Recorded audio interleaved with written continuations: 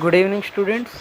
Today we start 23rd chapter अर्थात आश्चोतनांजन विधि अध्याय व्याख्यास्यामः इति स्मात्रयादि महर्षि। हमने पूर्व में गंडूशादि विधि अध्याय किया और उसके इम्पोर्टेंट क्वेश्चंस के बारे में भी जानने का प्रयास किया, और अब अगला अध्याय आश्चोतन अंजन विधि का हम यहाँ व्याख्यान करेंगे।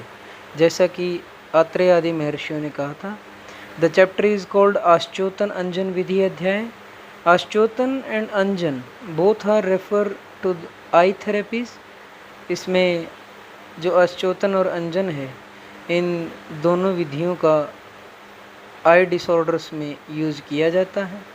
First of all herbal eye drops और आश्चोतन के बारे में, नेत्र रोगों में आश्चोतन के बारे में बात करेंगे कि in all disease of the eyes, सभी प्रकार के नेत्र रोगों में, आँख के रोगों में आश्चोतन करना हितकारी है। Eye drops Aschyotana is very beneficial. It helps, क्या क्या करता है, इसके क्या क्या बेनिफिट्स हैं। कहता है पीड़ा, रुझा, आई pen, चुभना, Tod, prickling pen, Kandu, आई इचिंग, खुजली होना आँखों के अंदर, घर्षण, feeling of friction in the eyes, रगड़ का महसूस होना, आंसू आना, एक्सेसिव लेक्रिमेशन, टीयर्स, दाह और लालिमा नष्ट होती है। दाह से यहाँ पे लेता है कि बर्निंग सेंसेशन को, और लालिमा से यहाँ राग, आई रेडनेस के बारे में बात करता है। कहता है drops of medicated liquids should be warm in case of वात इम्बैलेंस। कहता है यह जो आश्चोतन है, जो आई ड्रॉप्स जो डाली जाती हैं, ये पलकों को बचाकर जो आलेप किया जाता है उसका नाम विडालक एक ये है, और आश्चोतन को यहाँ पे परिषेक कहता है। ये ध्यान रखेंगे, यहाँ पे आश्चोतन को आचार्य ने यहाँ परिषेक बोला है, और जो आलेप किया जाता है उसको नाम विडालक है। इसमें नेत्र पलकों को बचा कर यह आईलिड्स जो हैं उनको बचा कर यह किया जाता है। आचार्य क्या बतलाते हैं कि आश्चोतन जो आई ड्रॉप्स जो यहाँ पे बोल रहा है, जिसको of medicated liquids should be warm in case of वात इम्बैलेंस, कि वात दोष में यह उष्ण रहना चाहिए। मतलब बहुत उष्ण नहीं, क्योंकि उष्ण द्रव्यों का नेत्र के ऊपर प्रयोग, हृदय के ऊपर, वस्ती के ऊपर उष्ण द्रव्यों का प्रयोग नहीं किया जाता है। और कफ में थोड़ा गर्म, lukewarm in kapha imbalance, and cold रक्त में और पित्त दोष के इम्बैलेंस में शीतल रहना चाहिए, ठंडा रहना चाहिए। आश्चोतन की विधि क्या बतलाता है, प्रोसीजर फॉर आश्चोतन विधि। रोगी को वायु रहित स्थान में, the person should lie on a cot in a place devoid of breeze, जहाँ पर हवा ना आती हो ऐसे स्थान पर बैठाएं, और वैद्य अपने बाएं हाथ से रोगी की आँख को खोले। His I should be open with the left hand of the physician. बाएं को लेफ्ट कहा जाता है, याद रखेंगे, दाएं को राइट कहा जाता है। इसमें बहुत डाउट रहता है बहुत लोगों को, बाएं को लेफ्ट, दाएं को राइट। कहता है the medicine dispenser either a seashell or a wick is held in the right hand of the physician. कहता है फिर कि जो दक्षिण हाथ, जो राइट हैंड है, उसमें सीप में, सिपी आप लोगों को मालूम होगी, समुद्र के किनारे बहुत मिलती है, नदियों में भी बहुत मिलती है, या लटकती हुई रुई की बत्ती बनाकर, जैसे आप बत्ती बनाते हैं भगवान के आगे दीप जलाने के लिए, वो बत्ती जो बनाई जाती है उसको कनीनिका पर 10 या 12 बिंदुओं को 2 अंगुली की दूरी से परिषेक करें। परिषेक का मैंने आपको यहाँ पहले ही बता दिया है। परिषेक को आचार्य ने आश्चोतन कहा है, आप लोगों ने ध्यान से देख लिया होगा। आचार्य यहाँ पे आश्चोतन को परिषेक कहते हैं, यहाँ पर भी उसने परिषेक शब्द का प्रयोग किया है। क्या कहता है, the medicine dispenser either a seashell और विक, रुई की बत्ती, is held in the right hand of the physician just 2 अंगुल, फिंगर विड्थ 2 अंगुल, मैंने आप लोगों को पहले बताया था, above the inner angle of the I, inner canthus. 10 to 12 drops of the medicated liquid are put into the eye। क्या कहता है, फिर उसको कोमल वस्त्र से, टुकड़े से या रुई से उसे पोंछ दें। कहता है after the eye should be clean with a soft cloth, कफ और वात में सुहाते गर्म पानी से दूसरे फोई से मृदु स्वेदन देवे। यहाँ पर मैं आपको पहले ही बता रहा हूँ, बार बार बोल रहा हूँ कि जब आप आई में कोई भी ड्रॉप्स डालेंगे तो वो ज़्यादा गर्म नहीं होना चाहिए। Excess hot is not recommended. कहता है माइल्ड फोमेंटेशन मतलब सामान्य स्वेदन से is given with a piece of cloth dipped in warm water in disorders of cough and वातदोष। क्या कहता है, in disorders due to blood and pitvitation the eyes are mopped with a cloth dipped in cold water। और जब कफ पित्त के अगर दोष रहेंगे, पित्त दोषों में वो ठंडे पानी से, कहता है कि उससे ठंडे पानी से उसे पोंछना चाहिए। Very hot and strong medicinal drops lead to pain. कहता है कि आश्चोतन अति उष्ण या तीक्ष्ण हो तो आँखों में पीड़ा और लालिमा और दृष्टिनाश करता है। मैं आपको पहले ही बताया कि ज़्यादा गर्म यूज़ नहीं करना है। Very hot strong medicinal drops lead to pain, redness and loss of vision. दर्द भी होगा, रेडनेस आँखें लाल भी हो जाएंगी और हो सकता है दृष्टिनाश या लॉस ऑफ विजन या अंधा भी हो जाए। और कहता है कि एक्सेस कोल्ड या very cold drops produce pricking pain. कहता है चुभने वाला दर्द क्रिएट करेंगे अगर बहुत ठंडा पानी होगा तो, स्तंभ और वेदना करेगा। कहता है it cause loss of movement of eyeballs and discomfort also. कहता है मात्रा में जो अधिक आश्चोतन से आंखों में रुक्षता आएगी, रगड़ आएगी, कठिनाई से खोल पाएगा। Excess therapy produces roughness of the lids, रुक्षता, फ्रिक्शन, रगड़ and difficulty in opening of the eyes, और कठिनाई से खोलना, ये सब उसमें दिक्कतें आना शुरू हो जाएंगी। कहता है कि यदि मात्रा में थोड़ा आश्चोतन रोग में वृद्धि करता है और अपरिश्रुत अर्थात अश्रु के साथ नेत्र के बाहर ना आकर नेत्र में ही रुका हुआ आश्चोतन नेत्र में क्षोभ को उत्पन्न करता है। इनएडिक्वेट और less therapy leads to worsening of the disease, रोग को बढ़ा देता है। अगर आपने लेस थेरेपी है मतलब कार के हैं कि अल्प मात्रा में यदि आपने मेडिसिन को डाला तो वो रोग को बढ़ा देगा। It increases swelling, redness and absence of लैक्राइमेशन। कहता है अपरिश्रुत जो शब्द है एब्सेंस ऑफ लैक्राइमेशन है, जिसमें आंसू बाहर नहीं आएंगे, स्वेलिंग शोफ बढ़ जाएगा और रेडनेस आँखों में लालिमा भी आ जाएगी।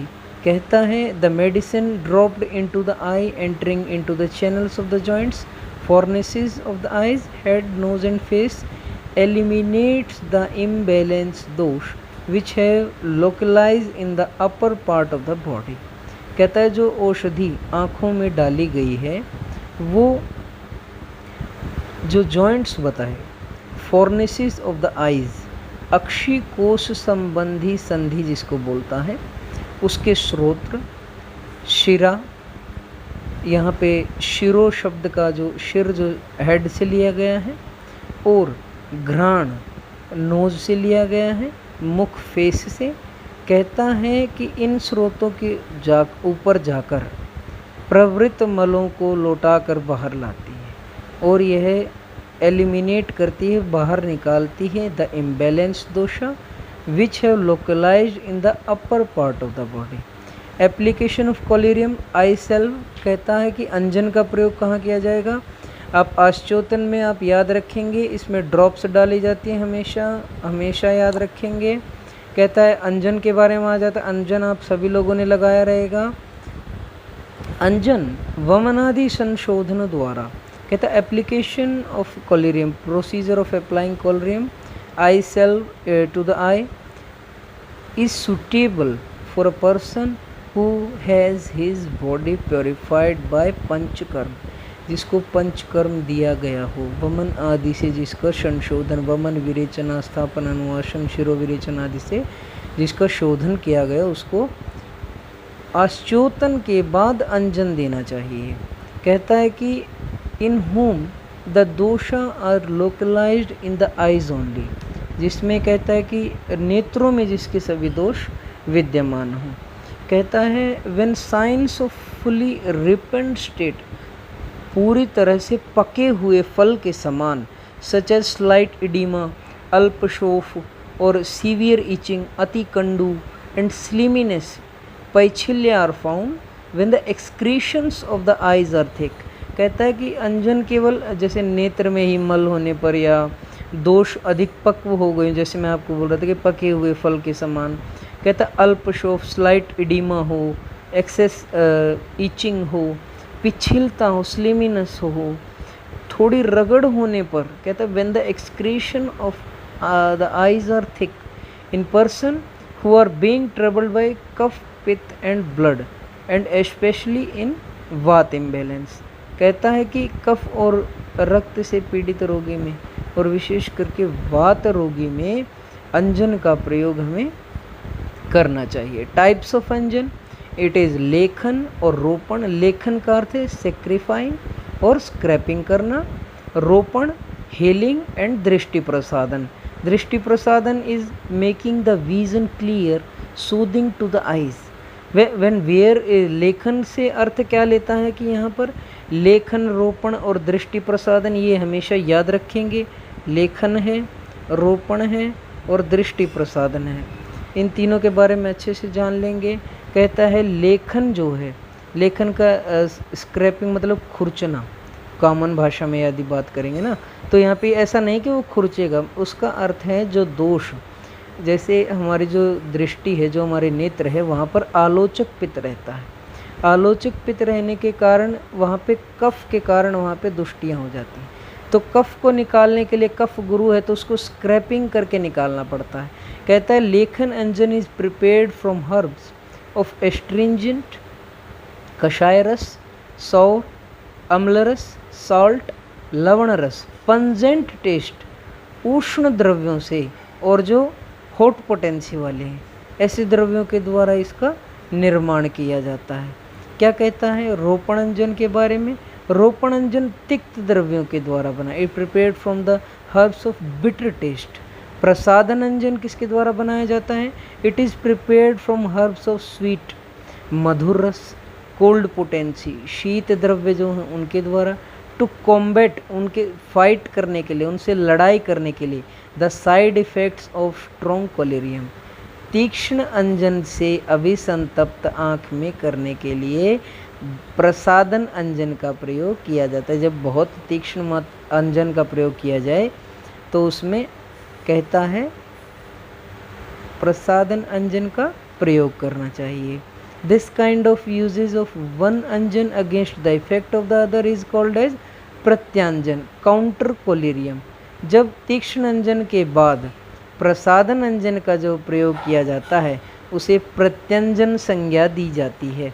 प्रत्यंजन को याद रखेंगे, तीक्ष्ण अंजन के पश्चात जो अंजन प्रयोग किया जाता है उसे प्रत्यंजन कहते हैं। अंजन 3 प्रकार का है, लेखन, रोपण और दृष्टि प्रसादन। ये 3 टाइप्स को हमेशा याद रखेंगे। क्या कहता है आचार्य? अंजन की शलाका देंगे किससे, लगाएंगे किससे? हम लोग तो जो कॉमन यूज़ करते हैं, जैसे उंगली से लगा के और बच्चों की आंखों में ज़्यादा डालते हैं, बड़े लोग इसको बहुत कम यूज़ करते हैं। तो कोलेरियम अपरेटस की बात हो रही है। अंजन शलाका कोलेरियम अपरेटस किसके द्वारा लगाओगे? कहता है कि मेटल रोड होना चाहिए, किसी धातु की बनी हुई रोड हो। आजकल तो जो ये इसमें जो आपका कॉस्मेटिक्स में जो यूज़ करते हैं तो उसमें तो पहले से उसके अंदर कोई प्लास्टिक का या ऐसे कोई हेयर्स टाइप का इस तरह का अंजन के लिए लगाने के लिए आते हैं उसके अंदर। और इसमें कहता है कि 10 अंगुल लंबा होना चाहिए। जो मेटल रोड रहेगा वो 10 अंगुल लंबा रहेगा, जो थिन इन द मिडल, बीच में जो पतला हो और सिरों पर गोल डोडी के आकार का हो, with tips resembling a flower bud. डोडी उसको बोलते हैं, फ्लावर बड को डोडी बोलते हैं, ये याद रखेंगे। कहता है कि उसके जैसा रहेगा, it is best suited for anjana application. और कहता है for lekhana anjana the shalaka should be made of copper. कहता है लेखन कर्म करना है, लेखन अंजन करना है तो ताम्र की, कॉपर की बनी हुई शलाका हो। रोपण है तो लोहे की, तीक्ष्ण लोहे की। It should be made of iron और finger itself can be use. यहाँ पे रोपण में फिंगर का भी यूज़ किया जा सकता है। फॉर प्रसादन शलाका ऑफ गोल्ड और सिल्वर इट इज़ यूज्ड। प्रसादन के लिए शलाका जो कॉलेरियम एपरेटस है वो या तो स्वर्ण धातु का बना हुआ हो या सिल्वर का बना हुआ हो। यहाँ पर जो रोपण है इसमें एक विशेष बात आप लोग याद रखेंगे कि इसमें आप अपनी अंगुली से भी लगा सकते हैं। और रोपण में स्वर्ण धातु का और चांदी का दोनों को याद रखेंगे, वेरी इंपॉर्टेंट। नेक्स्ट इज अंजन की त्रिविध कल्पना। अंजन की कल्पना में पिंड है, रसक्रिया है, चूर्ण, ये 3 भेद बतलाए गए हैं। पिंड का अर्थ क्या है? पिंड का अर्थ है pill, used in profound imbalance of dosha. जब बहुत मात्रा गुरु दोष, भारी मात्रा में दोष यदि हो गए हैं तो पिंड मात्रा में। पिंड का अर्थ जैसे छोटी सी मतलब गोली बना लेना, इस प्रकार। रसक्रिया मध्यम दोष में। कहता है gel confection semi solid obtained from boiling decoction till solidity used in moderate imbalance of dosha। Gel के रूप में या रस क्रिया के बोलता है, या सेमी सॉलिड जैसा रहता है, जेल टाइप सेमी सॉलिड को ही काउंट करेंगे। Next one is churna. Powder are the 3 forms of anjana. और यहाँ पे जो तीसरा है वो चूर्ण है। चूर्ण आप सभी लोगों को मालूम ही है, used in mild imbalance of dosha. ये जब लघु दोष हो तो उस समय चूर्ण को बरतना चाहिए। तीक्ष्ण आदि चूर्ण का प्रमाण यहाँ पे बात करता है, द क्वांटिटी ऑफ द तीक्ष्ण आदि चूर्ण। फर्स्ट वन इज पिंड। पिंड के बारे में बात करता है तो उसमें हरिणु मेवड़ी के बीज के समान। The quantity of pinda anjana prepared from strong herbs is 1 harenu, जो मेवड़ी के बीज के समान होता है। The quantity of pinda collyrium prepared from mild herbs is 2 harenu, जो तीक्ष्ण रसक्रिया की मात्रा वेलगज विडंग के बराबर होती है। मृदु द्रव्यों से बने पिंड अथवा रसक्रिया की मात्रा 2 गुनी होती है। कहता है the quantity of eye salve which is in the form of gel confection rasakriya shall be that of well, विडंग के समान बोलता है, मैंने आपको बता दिया है। And the quantity of the eye salve anjana की which is in the form of powder चूर्ण के रूप में हो is 2 rods full in case of strong herbs and 3 rods full in case of mild herbs. कहता है कि यदि मात्रा में दोष अधिक हैं तो या तीक्ष्ण द्रव्य का प्रयोग किया जा रहा है तो कहता है 2 रोड्स फुल के इन केस ऑफ स्ट्रॉन्ग हर्ब्स। तीक्ष्ण द्रव्य में 2 रोड और माइल्ड हर्ब्स हैं तो वहाँ पर 3 रोड। Time for application. अंजन का काल क्या बताया गया है?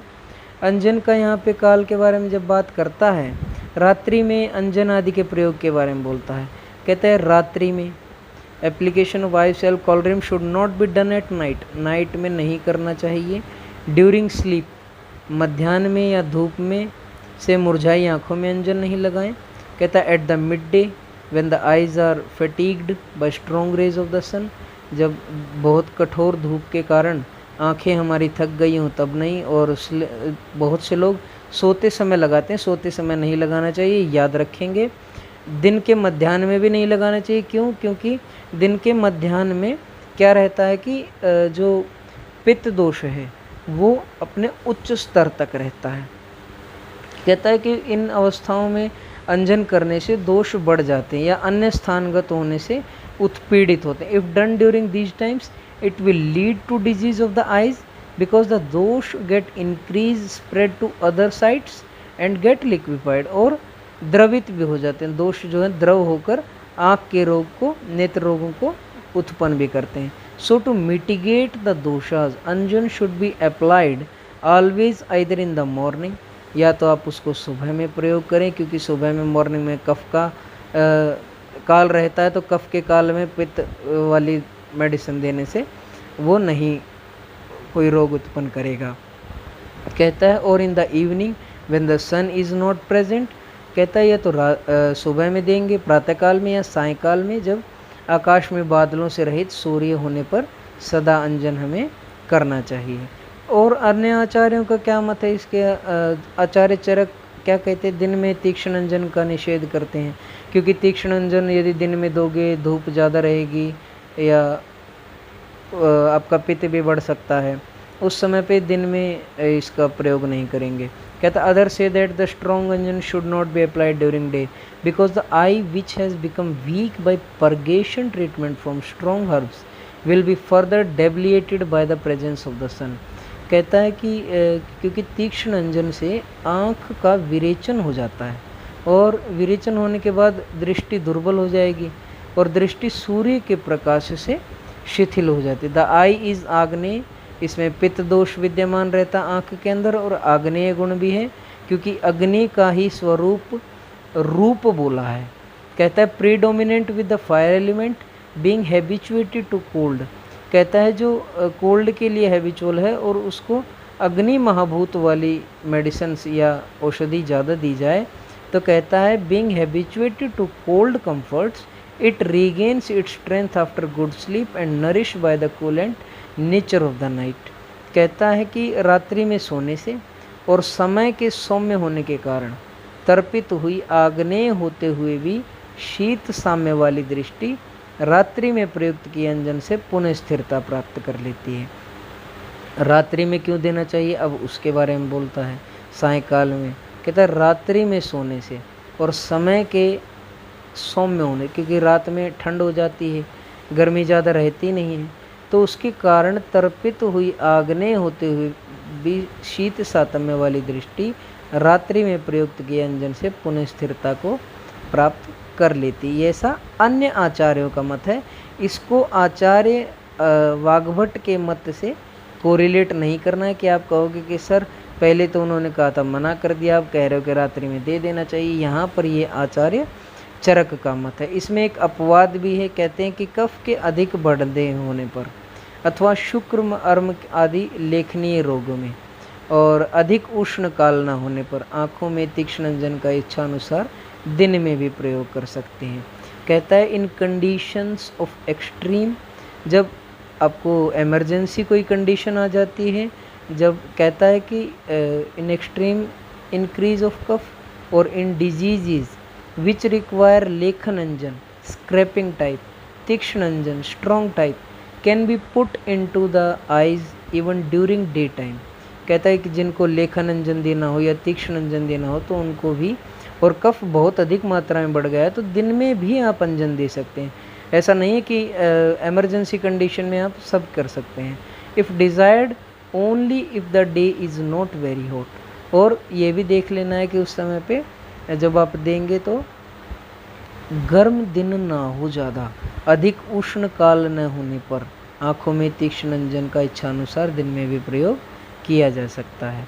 क्या कहता है उक्त विषय में दृष्टांत, शस्त्र की उत्पत्ति पत्थर से होती है और शस्त्र की तीक्ष्णता भी उसी पत्थर से है और शस्त्र का कुंठित होना भी पत्थर से ही होता है। इसी प्रकार दृष्टि भी तेज से उत्पन्न है और तेज तीक्ष्ण अंजन से भी तीव्र बनती है और तेज से ही अधिक तीव्र डाल दोगे तो जैसे उसने ऊपर बोला कि रेडनेस आ जाएगी और आपको इन्फ्लेमेशन आ जाएगी, सोजिश आ जाएगी और लॉस ऑफ विजन भी हो सकता है। कहते हैं when there is severe cold, और इसके बारे में रात को अति शीत में तीक्ष्ण अंजन आदि का निषेध के बारे में बात करता है। दृष्टांत को एक बार दोबारा सुन लेंगे। Metals are born from the ores and metals derive their sharpness bluntness from the ores. उनकी शार्पनेस भी और उनकी ब्लंटनेस भी, कहता है कि उनकी तीक्ष्णता भी और उनका कुंठित होना भी, ये सभी कहता है उसी मेटल पर ही, ओर्स पर ही डिपेंड करता है। Similarly the eyes derive their power and features from अग्नि, फायर एलिमेंट से ही उनको ये तेजस तीव्र बनती उनकी आँखें और उसी तेज से उसी अग्नि से दूषित भी होती हैं। रात को अति शीत में तीक्ष्ण अंजन निषेध, कहता है रात में ज़्यादा ठंडा अंजन क्यों नहीं देना चाहिए। कहता है when there is severe cold, बहुत ज़्यादा ठंड है तो भी नहीं देना, क्योंकि आचार्य ने पहले बोला है application of strong eye salve is not good even at nights because it does not cause elimination of the doshas from the eyes. कहता है कि इसके कारण आँखों से दोष बाहर नहीं निकलते हैं। कहता रात्रि में अतिशीत होने पर भी तीक्ष्ण अंजन नहीं लगाना चाहिए, क्योंकि रात में अंजन दोष का स्राव न कराकर, जो आप लोगों को पहला बताया, स्तब्धता, कंडू और जड़ता आदि को उत्पन्न करता है। क्या कहता है? Instead of it produces itching, inactivity. Here doshas get stagnated inside the eyes even after Anjan therapy.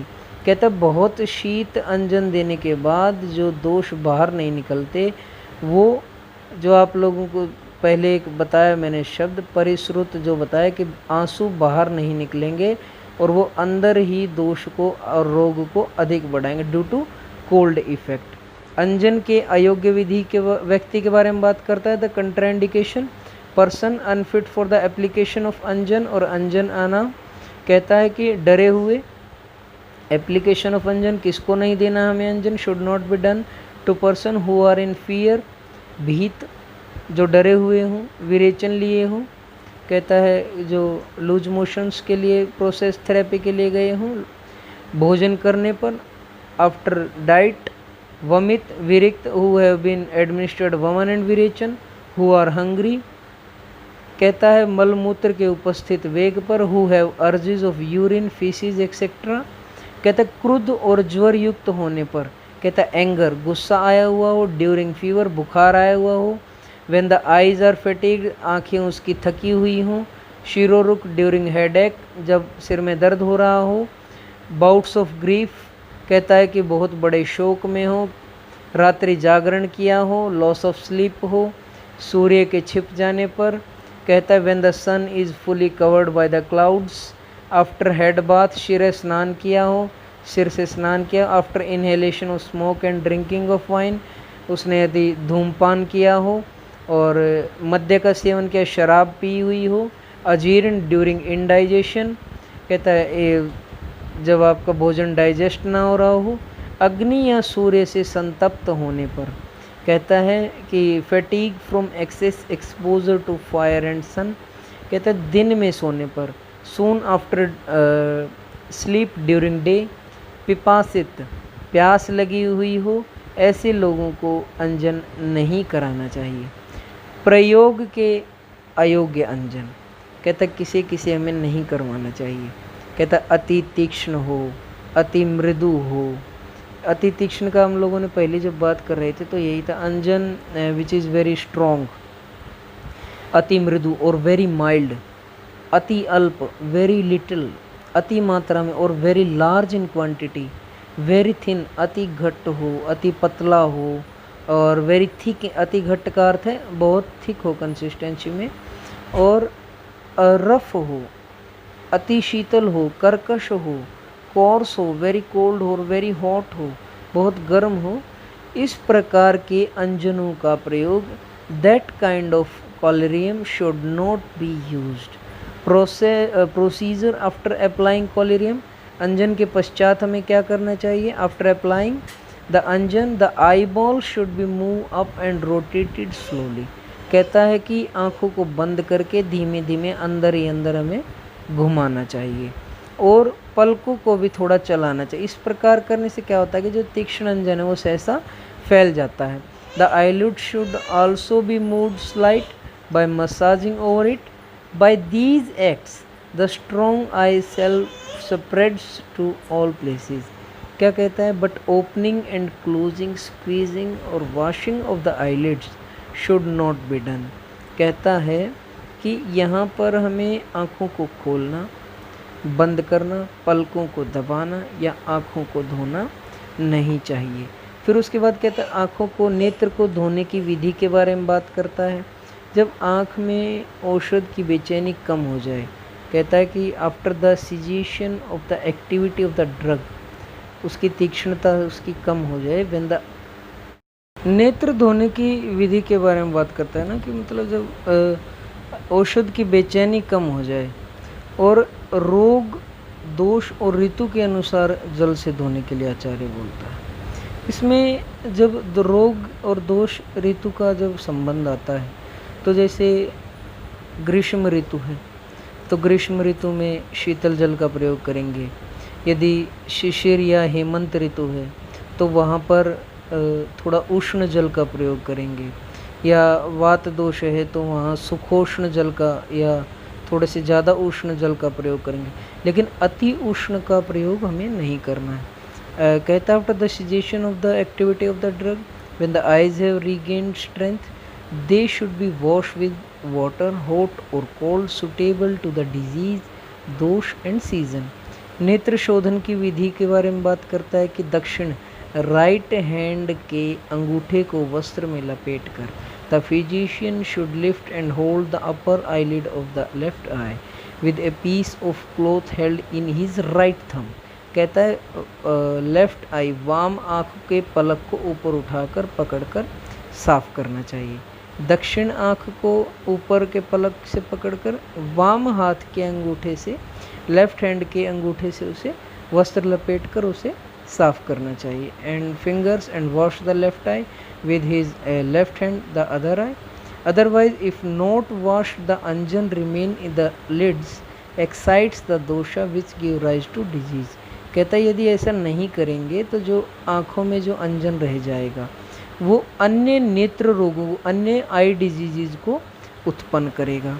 कहता है in case of itching and inactivity either strong anjana should be applied again. नेत्र शोधन यदि नहीं करेंगे तो उससे क्या होगा कि नेत्र शोधन नहीं करेंगे तो उससे जो डिजीज़ हैं, जो नेत्र रोग हैं, जो आई डिसऑर्डर्स हैं वो और ज़्यादा बढ़ जाएंगे और अनेक अन्य रोगों को भी उत्पन्न करेंगे। कहते हैं यदि कंडु आदि रोगों में तीक्ष्ण अंजन प्रयोग किया जाए तो कहता कि when the eyes are fatigued by strong anjana applying a pratyanjana counter eye salve which in the form of powder and cold in effect should be done. कहते हैं यदि आँख में कंडू हो, जड़ता होने पर तीक्ष्ण अंजन फिर बरतना चाहिए, जिसे प्रत्यंजन भी कहा जाता है। जैसे तीक्ष्ण अंजन के बाद सामान्य जो तीसरा जो प्रकार का जो अंजन बताया था जो उससे लाइट रहता है, जिसे लघु अंजन भी जिसको बोल रहा था, उस अंजन का प्रयोग करना चाहिए। और धूमपान के प्रयोग के लिए कहता है यहाँ पर स्मोक के लिए बोलता है, जिसके अंदर हम मेडिकेटेड हर्ब्स का यूज़ करेंगे। और तीक्ष्ण अंजन से अभितप्त आँख में शीतल चूर्ण से प्रत्यंजन करना चाहिए, ये भी आप लोगों को यहाँ पे बता दिया गया। कहता है in case of itching and inactivity either strong anjana should be applied again और inhalation of strong smoke of herb should be done. इसी प्रकार यहाँ पे इति श्री वैद्यस्पति सिंह गुप्त शोनु श्रीमद्भागवत विरचिताया अष्टांगरद संहितायाम सूत्रस्थान आश्चोतनंजन विधि त्रयोविंशति अध्याय।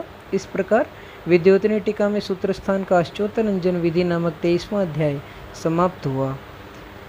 अब इसके इम्पोर्टेंट क्वेश्चंस को हम नेक्स्ट क्लास के अंदर डिस्कस भी करेंगे और इसका टेस्ट भी रखेंगे। इसमें क्या क्या क्वेश्चंस इंपॉर्टेंट है वो सभी आपको लिख के रखना है। Read, write, learn, mark. Thank you so much. Stay home, be safe. Like, share, comment और सब्सक्राइब आप सभी कर ही दे रहे हैं, उसके लिए thank you so much. Watch the complete video to understand each and every point. Thank you so much. Stay home. Be safe.